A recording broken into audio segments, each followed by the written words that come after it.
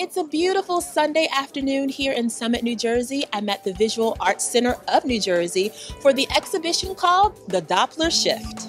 So Doppler Shift is a large group show that explores the difference between two-dimensional and three-dimensional space. It's abstract work that is very geometric, but that relies on the viewer to really complete the work. So people's changing perceptions of the work will change how they're experiencing it. For instance, if you look at a work from one viewpoint and then you move to another part of the gallery, you might see it differently.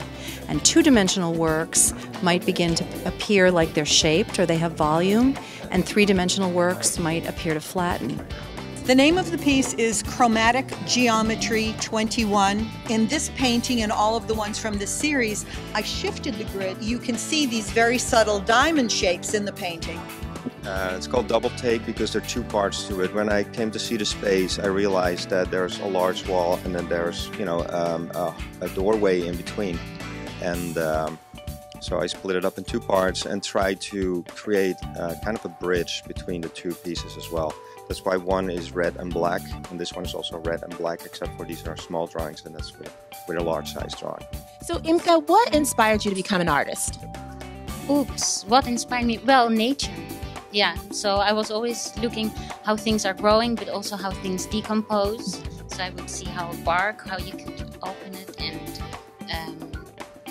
so lots of flora, and not so much interested in landscape, but more the process.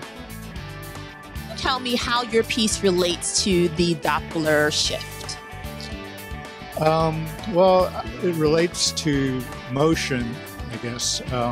Motion and movement, changing perspective, kineticism.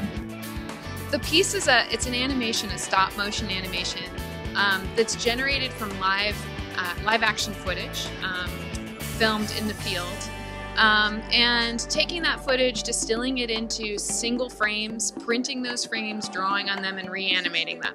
So it's a very process-driven piece. In very much the same manner, capturing source material out in the field.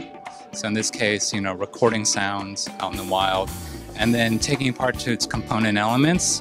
In this case, it's samples as opposed to still images, and then putting them back into a time base. All right, that's it for us. I'm Kwanzaa King with Hometown TV. Back to you in the studio.